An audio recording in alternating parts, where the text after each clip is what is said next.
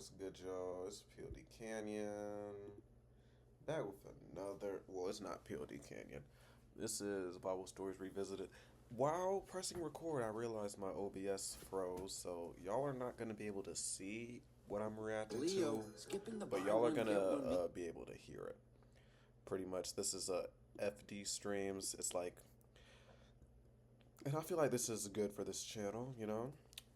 It says, why is the black church trying to cancel Kevonstage? Now, this is about 2 weeks old, but I feel like I might as well put this on for, archiving reasons and stuff like that.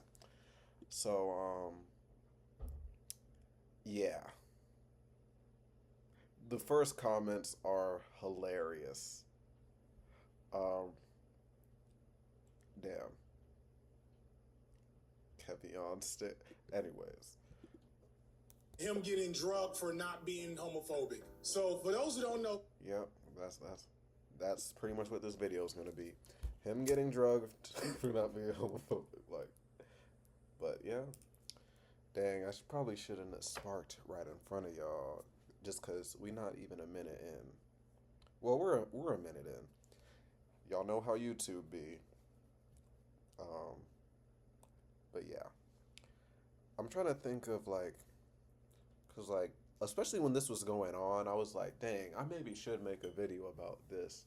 This is very, I feel like important, especially if y'all are in that space still, but hey, if I have some extra stuff to say, we'll do it in the middle of the video. You already know what to do. Like it, subscribe, all of that. It helps out the channel. Yeah, let's get into it. Let's talk about Kevonstage and him getting drugged for not being homophobic. So for those who don't know, Kevonstage is a bona fide social media phenomenon, really. I feel like he started popping off during the lockdown. And what's interesting about Kevin... Yeah, it was during the lockdown. You are completely right. Because, literally, I think it was 2019 is when I saw him perform with the church or whatever, or for my church, and I was like, this dude is actually funny. And then during the pandemic is when I saw him a lot more, because he was blowing up and shit like that. And actually, I think one of the things that made me follow him on Instagram is he was watching One Piece. I think he watched Attack on Titan first, and then he started binging One Piece. And of course, I had to see his journey about two of the greatest animes ever created. On stage, arguably he's the most popular black comedian in the world right now, but it's all organic. He hasn't done any movies, he hasn't done any HBO lives. It was all just social media, kind of I guess how Issa Rae did it. Issa Rae, yeah, that's a good. Yeah, somebody say he's the anti-Tyler Perry because it's very clean and very churchy, but he's not churchy in the worst ways though. Right? Yeah. He clearly cares about the church and that church community a lot. And so as he's gaining popularity, he's held on to that Christian fan base, but he hasn't done it through feeding them bullshit and hate, And you just see a silhouette of Tyler Perry in the background. It's just been real funny observational comedy. And a little while ago, he basically low-key said, I don't really hate gay people. That's basically what he did. Yeah.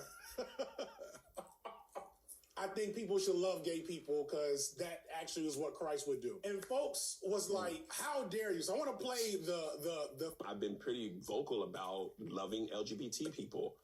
And that just doesn't go over well with a lot of church people. And it's just, if I go to Judgment Day and God is like, Kev, let's talk about your love for LGBT people and all the things you said, I'm going to take my chances with whatever happens. If he ends up being and I didn't like that, well, man, I thought I was going to go with love. Yeah. To me, my understanding of the Bible, false teacher, just a nigga. False teacher, just a nigga. Jesus led with love at every point. At all points. At all points. I think a lot of... Except when he saw those Jews in the storehouse counting his money, he literally handcrafted a whip right in front of them and started whipping them to chase them out of the storehouse. type shit. Times, we They want were to Jews. be, Anyways, let me stop. we want to be the chastisers and then the correctors of people. I don't choose that path. Even Jesus whooped the Jews out of there. Queerness is a sin, gays is sin. I was raised that way. I remember when my son was born, I held him. When I grew up, he was like, my son, LGBT people. Yo, I gotta run that. I gotta run that story because it's just if I go to Judgment Day and be like, God so you're telling me Jesus wasn't mad here? Let's talk about your love for LGBT people and all the things you said. I'm gonna take my chances with whatever happens. If he ends up being like, and I didn't like that, well, man, I thought I was gonna go with love. To me, my understanding of the Bible, false teacher, just a nigga. That's all I am. That's what they say. Jesus led with love at every point. At all points. I think a lot of times, we want to be, we being Christians, we want to be the chastisers and then the correctors of people. I don't choose that path. I was raised, queerness is a sin, being gay is a sin. I was raised that way. And I remember when my son was born, I held him, when I grew up, he was like, my son was gay, I kicked him out. Like, that was commonplace. Yeah. Remember when I was holding my son, he was premature, he was like 4 pounds, so he was about this big. He didn't even touch my elbow. I remember holding him like, man, I'm so sorry. It don't matter who he loves. I'm not going to kick him out. He don't have nothing but us. Now, I didn't say nothing to church, to nobody in church about this. I just remember having this thought internally. And it gets deeper. He goes on to talk about his brother who passed and how his brother, for lack of a way of putting it, was a sinner. And he recognized how his brother, being a sinner, whenever his brother came to church, the church would love on him. And then he talked about how he had another peer, maybe a homeboy around the way that was gay, and they did not love on him. They did the exact opposite. It just was indicative of the giant conflict there. Now, I want to be clear. This is not a radical queer theory-based, gender abolitionist-based advocacy for LGBTQ people. Like, I please don't make that mistake. I hate to denigrate it as the bare minimum, but right? But in terms of the space he occupies, in terms of like the audience that he's engaged with and has collected, this is kind of a big deal. And it's sad and interesting seeing how many of them. Yeah, that's why it's important to like craft your base. And y'all see in another video I made where I was kind of like just replying in my head to the stuff that like my for lack of a better word, auntie be sending me. It's like if I were to dive into the rap space in a space that I know like I don't want to say not passionate, because I was very passionate about this, but when you realize like it's not as authentic and this, that, and the third, like my main goal is to like help people who are like, how do I say this? I feel like, especially like the thing of hip hop is it's given an opportunity that Black people haven't, especially in America, I will say, haven't really had, is that a voice for them. So with me, I want to be as authentically me when I'm rapping, because I know there is someone out of there that probably doesn't have a soundtrack that is directly reflecting their life. And it's like, every time I make a song that someone's like, yo, I felt this, like I was going through this, or this actually helped me cope through this. It further just solidifies and makes me more sure in the fact that I am making the right type of music. I am making the music that is for the right type of people. And I'm not going to stop doing that, because I realize the positive effect that has and the greater positive effect that it will have in the future. You know what I'm saying? And just to circle back on my main point, why I started yapping, it's important on the base that you made. So if I could just continue to act like I was a Christian and only made Christian raps, I would be building a fan base that is directly in contrast with what I actually believe, what I actually want to push. That's not really a fulfilling thing. And like, you'll see other rappers who will like talk in hindsight of, I made this hit just because I knew it would hit, but it wasn't really what I was feeling. And when that's a hit I always had to play, because that's my only hit or something, it didn't feel fulfilling. And that's why, yeah. are responding to him. Because as somebody said, if y'all heard Auntie Diaries, that's a really good song for like, I would say how my view on like just LGBTQ changed in a way. Um, I won't say I have a trans auntie, but I do have an auntie that is more masculine and has a girlfriend, and even my Christian family, like, we accepted her. I do feel like that's the bare minimum, despite what you believe. You know what I'm saying? And it's like, yeah, if my auntie did go in the church, it would be a situation sort of like that Kendrick song, and the way that like just the community is around it, it is a little bit hard to break from that way of thinking, especially if that's the way you were brought up. But like I said, it's the bare minimum when you realize that people are people. He's kind of the anti-Tyler Perry in that he's catered to this audience in a much more viable and like effortful way, and has made them feel seen. But unlike Tyler Perry, he's not overly interested in placating their worst inclinations. Do I think those are break his following? No. Because truth of the matter is, Kevonstage is a widespread social phenomenon. Exactly. He's too talented to have the church crowd abandoning him be the reason why he's no longer. And I do feel like even if the church crowd completely abandons him, he will still be successful. He's garnered like, even like with him, because him talking about anime, that's like a side thing on his you know what I'm saying, his channel. But like even still, like I remember waiting to be like, yo, I can't wait till he gets to Marine Ford, and him genuinely being like, yo, I had to stop like in the middle of watching like when that thing happened, because it reminded him of his brother who actually passed away.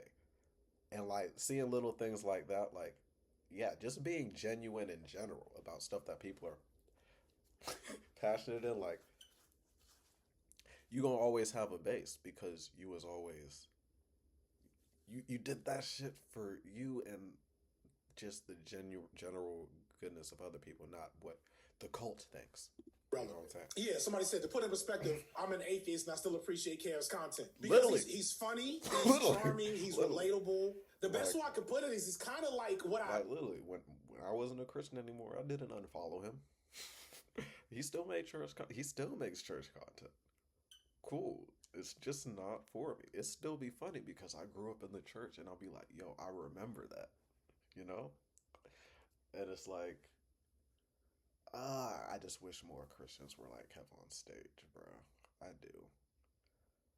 I feel like shit would be... It wouldn't completely solve the problem. Like, I do feel like at the end of the day, like when you boil all this down, this is a big issue, but it's like little stuff like this helps slowly break that mold, and at least the harmful things. Imagine a Black Seinfeld could have been, because a lot of his humor is observational, you know, which makes it super relatable. But I did want to like just speak on the precarity of like not hating gay people as a straight man. Come on. I'm about to just kind of rant a little bit. This is not going to be informed by a lot of intellectual rigor. This is going to be like me thinking of my experience. So like a lot of straight men, Black or otherwise, you learn to see homosexuality as bad. Specifically as a Black man, homosexuality is like presented as a betrayal of manhood. And considering the precarity of Black manhood as a whole in general, the way I was taught to reject homosexuality and like protect even the perception of my manhood, it ends up just being goofy. Like it circles around to being just outright silly. Niggas scared to watch Moonlight. It's worse than that. There were rules around like peeing. If you go to a urinal. Yes, you couldn't pee next to nobody in the year. Because I would just let him say and a nigga goes to a urinal right next to you, was grounds to fight that nigga after y'all finished peeing. Like, that's how ridiculous protecting masculinity is among men and Black men. Like, some of y'all are laughing because y'all know, like, No, y'all know real. that was a thing. No, The for real. 135 rule. Somebody say, watch The it move, 135 like rule. you're not even allowed to sit next to your boys as y'all watch the movie. If the theater is open enough, you got to be a seat away. You know, Really? which is why, like, when people are like, pause and no homo, I'm like, we don't do that in my chat. I get the comedic utility of saying something unintentionally homoerotic, but we're just going to make the joke that happened. I'm not going to, like, you know what I'm saying? Now, being on the other side of that, one, you see how silly it is. Yeah. It is stressful. You know, I'm not going to, it's much more stressful to actually be gay. I want to be clear. But it was a stressful existence, right? Most men are on the other side of the overt hatred and denigration of gay people, if not just for the fact that it's socially unacceptable. There's a weird thing that happens, though. So, like, I'm not calling myself the perfect ally, right? And I do that on purpose because I like to hold allyship not as a thing you accomplish, but as a thing you persistently pursue. And I hesitate to, like, embody that for a lot of reasons I've talked about before. But more specifically, right, even so, obviously I'm much more progressive than, like, the average dude. And so when you encounter, like, an old school homophobia casually, it's so surreal. Like, I'm sure Kevin on stage, Kev just had this experience where it's like, oh, damn, I forgot y'all was like this. No, I interviewed Irby Revelis for a gay agenda video like 2 years ago now that I ended up not doing. But I think I may end up doing that sooner than later because I'm being reminded, having suddenly gotten the attention of ADOS people, because the ADOS... But this is something I will say, like, the information's been out there. So it's like, you can make a video about this, right? People still gonna be stubborn. Like, that's just people. You know what I'm saying? Like, I used to have this mental illness where I thought if you give enough logic and facts to people, it would change their opinion. That's just not the... Like, you can give them so many facts, and they'll just be like, nah. I don't believe that. The Bible says this. And it's like, oh my gosh. Can you tell me why you think the Bible's true then? Because the Bible said so. Okay. You know, like... FBA, they don't like being conflated. But online, they tend to have the same energy.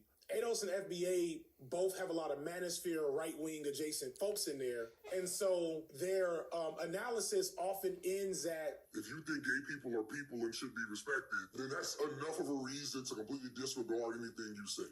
That becomes the extent of their critique. You can't listen to this people because he thinks that men can have babies. What makes it surreal is their analysis is so poor that they won't know that about you. Does that make sense?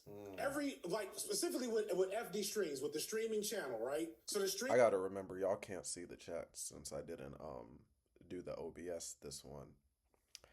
There was a couple of... I think I did mention a couple of things. I'm just gonna low-key read off a couple of things that the chat be saying. Oof.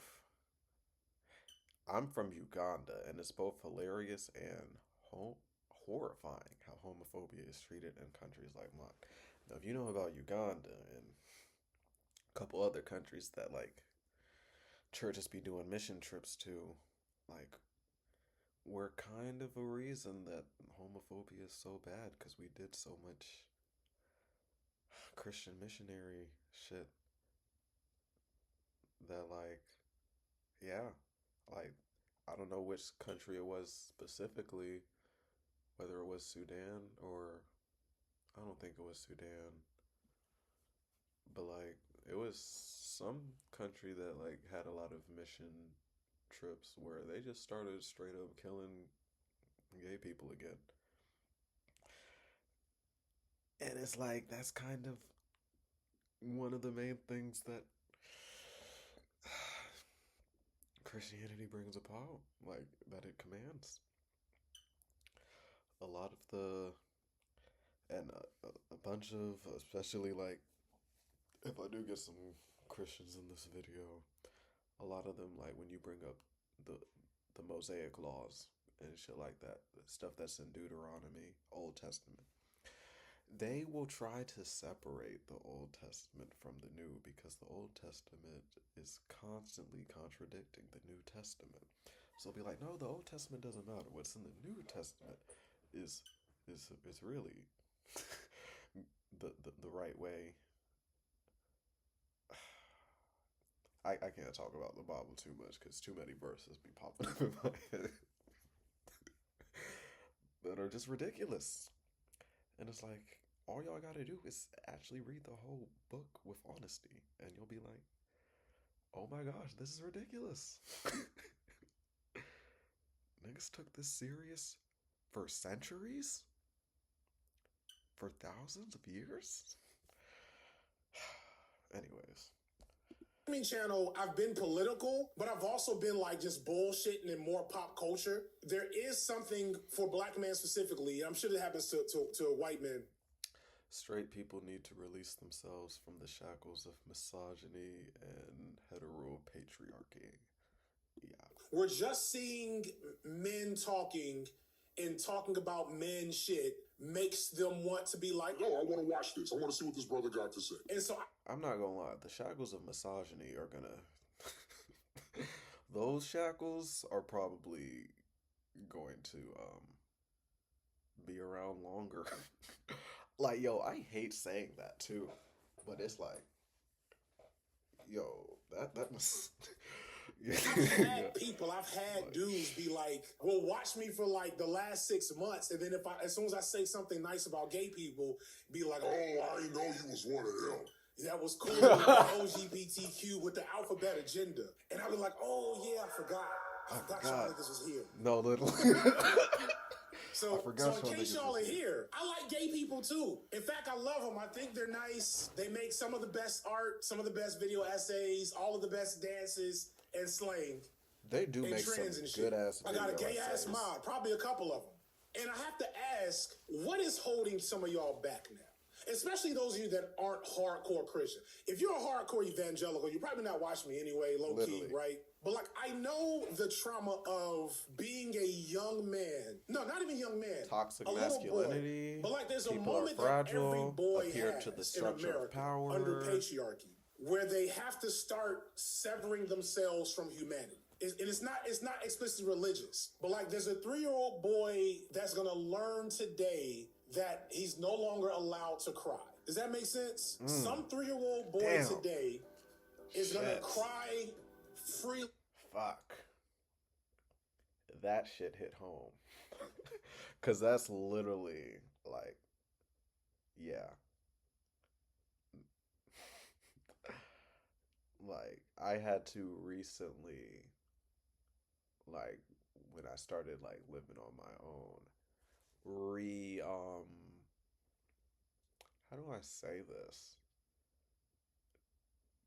Be emotionally intelligent, because I was already emotionally intelligent, but it would be for other people in a way, right? So it's like, yeah, like there would be a time where like I would like brag about like I ain't even cried in like years. Something like that. Cause it's like that was the perception that is like what is pushed, especially for young kids. But and that's kind of why a lot of young boys be having the anger issues and stuff like that. Cause it's like and this is a lesson I told people like way before like I wasn't a Christian anymore. I was like, whatever emotion you don't express, and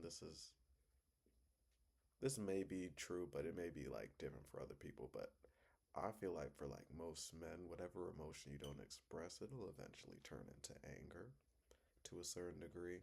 You have to free, you know what I'm saying, your shit. I don't know if I'm making sense. I might be, I might not be. But yeah, that's essentially like man, it's tough. Like the way that men in general are kind of just set up, especially us black men. But I promise y'all, like, especially like if you're watching this, if you're like somewhat like if you've been somewhat down the path that I've been, like growing up as a Christian and then freeing yourself from that, you kind of already know. But like for the people who may not, um, it's okay to feel like whatever you feeling and to express that. You know what I'm saying?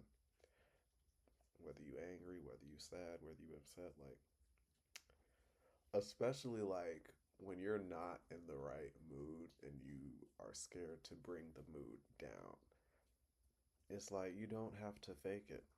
Like just be like, I'm just not feeling it right now, and be okay with that. You know what I'm saying? That last point definitely is something that I haven't looked back at enough. For the last time in his life. And that is traumatic. That is, as I engage with that own like hurt within me, I am like getting emotional because I don't think, aside from bell hooks, I don't think a lot of people conceptualize that pain. Yeah, that was a good last point for sure. That's something that I'm gonna definitely reflect on because, like, when I think of like just like being a human, like I kind of had to relearn that in a way with a lot of things.